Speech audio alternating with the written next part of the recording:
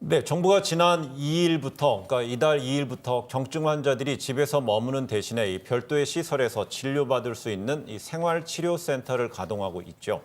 이 경북 경주 농협교육원에 마련한 생활치료센터에서 활동 중인 이 최연석 고려대 안산병원 감염내과 교수 잠시 연결해서 이야기 좀 나눠보겠습니다. 최 교수님 안녕하세요. 네, 안녕하세요. 네, 확진자들이 생활치료센터에 들어가면은 어떻게 치료받고 관리되고 있는지부터 잠시 들어보겠습니다. 네, 제가 지금 있는 곳은 한 240여 분의 환자분들이 입소해 계신데요. 예. 처음에 환자분들이 동시에 많은 분들이 오셨기 때문에 각각의 상태를 확인하고 진료 절차를 이제 단계적으로 만드는 게 시간이 좀 걸렸습니다.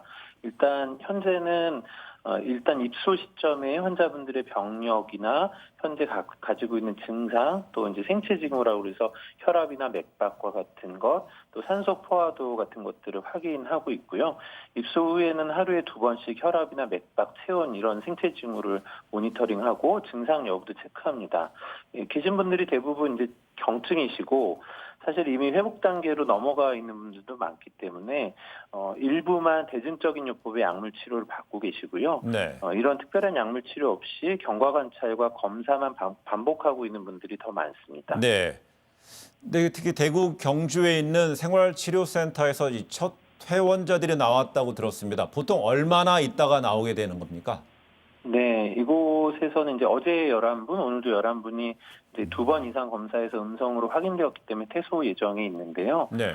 이 제일 먼저 오셨던 분들이 지난주 화요일에 오셨었거든요. 그러니까 이제 가장 빨리 퇴소하신 분은 한 6일에서 7일 만에 퇴소하고 계신 상태시고요. 네. 다만 이제 퇴소가 그냥 와서 얼마나 지났느냐로 결정하는 것은 아니고 환자분들의 상태 그리고 검사 결과를 바탕으로 결정을 하거든요. 근데 예. 이분들이 진단을 받으신 건 사실은 2월 말이었고 의료기관에 오시지 못하고 자택에서 이제 장기간 자가격리 상태로 계시다가 입소하신 상태이시기 때문에 이미 증상이 상당히 없어져서 현재는 검사할 수 있는 양에 좀 한계가 있기 때문에 매일 하루 검사하시고 있는 분들이 많지는 않지만 계속 이걸 늘려가고 있어서 점차 퇴소하시는 분들이 좀 많이 늘어날 것으로 기대하고 있습니다.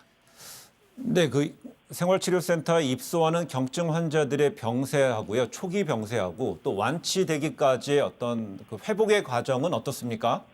네, 이곳에 있는 환자분들은 면담을 해보면 이제 대개는 감기하고 크게 다르지 않은 정도의 뭐 네. 기침이나 인후통, 발열, 근육통 이런 정도의 증상을 경험하거나 또 뭐 속이 안 좋거나 설사하는 이런 증상을 가진 분도 일부는 있습니다. 또 어떤 분들은 증상을 거의 경험하지 못했다라고 하시는 분들도 있어서 네. 그것도 좀 차이가 있고요. 네. 대개는 한 1-2주 내에 점점 호전되는 경과를 밟는 것으로 보이고 저희가 지금 퇴소를 결정하신 분들의 경우에는 대부분 증상이 없고 또 많이들 걱정하셨던 것처럼 앓고 넘어가서도 호흡곤란이 남아있다거나 이런 사례는 아직 없는 것 같습니다. 네, 보통 그럼 생활치료센터에서는요, 관련 의료진들의 판단에 따라서 이분은 이제 퇴소해도 된다 판단하더라도 생활치료센터에 들어와 있는 분이 저는 좀 더 머물고 싶어요라고 그러게 되면은 이 당국에서는 어떻게 대응합니까? 네, 뭐 당국에서의 대응이라기보다는요. 저희가 원칙은 이제 여기에서 계시는 동안에 격리 해제의 기준을 맞추면 예. 그러면 당일 또는 다음 날에 퇴소하시는 걸 원칙으로 하고 있고요. 뭐 이곳에 아직 입소하지 못하고 자택에 계신 분들도 많이 있기 때문에 네. 뭐 개별의 상황은 좀 다를 수는 있겠습니다만 계속 계시게 하시는 거는 좀 어려울 것 같습니다. 네. 이 코로나19에 감염된 이 경증 확진 환자 가운데 이 대략 44.5%가 이 정부와 대구시가 마련한 생활치료센터에 들어가기를 꺼리는 것으로 나타났는데요. 이 실제 코로나19 확진자인 신천지 대구교회 교인이 이 입소를 거부하며 도주하기도 했다는데 실제로 현장에서 보실 때는 이런 어떤 사례들이 좀 유사한 사례들이 좀 목격이 됩니까? 네, 뭐 사실 이곳에 오시기 전의 상황은 저희도 잘 모르죠. 그런데 예. 여기 입소해 계신 분들의 경우에는 지금 말씀해 주셨던 그런 의미의 협조가 안 된다거나 이런 분들은 없는 것 같고요. 네. 대부분은 좀 의료진들과 협조는 잘 되고 또 퇴소시에서도 뭐 괜찮게 잘 지냈다 고맙다 이런 인사를 남기고 가시거든요. 예. 오히려 이제 본인의 상태를 좀 많이 불안해하시거나 또 본인이 누군가에 전파시켰다거나 또는 뭐 가족과의 관계 이런 부분 때문에 이제 심리적인 어려움을 겪는 분들이 있어서 이 부분에 대한 뭐 상담이나 진료 뭐 이런 것들을 하고 있습니다. 예, 그 현재 또 자가격리 입원 대기를 하고 있는 경증 환자 이 전원이 이 생활치료센터로 가는 게 더 좋다고 보시는지 아니면 또 다른 어떤 차선이 있는지 한번 질문 드려보겠습니다. 사실은 뭐 경증이든 중증이든 최선의 선택은 의료기관에서 모두 격리해서 보는 것이겠죠. 그런데 네. 이제 뭐 아시다시피 대부분의 의료기관이 환자분들을 더 이상 수용할 수 없는 상황이기도 하고 너무 많은 환자분들이 생겨났기 때문에요. 만약에 그렇다면 저는 이 생활치료센터가 일종의 차선책이라고 생각을 하거든요. 네.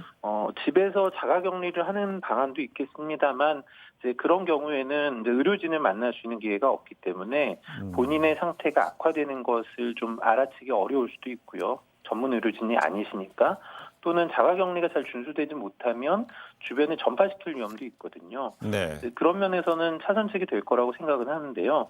다만 이 생활치료센터가 이제 자원에서 근무하고 계시는 의료진들이 있지만 의료시설은 아니기 때문에 의료적으로 제공할 수 있는 서비스의 한계가 좀 있고요. 그런 의미에서 중증의 환자분들이 오시거나 또는 중증으로 진행할 위험이 있는 분들이 오시게 되면 어려움이 발생할 또 뭐 나빠질 위험 이런 것들이 있습니다. 그래서 이런 부분에 대한 선별이 좀 중요할 것 같습니다. 네.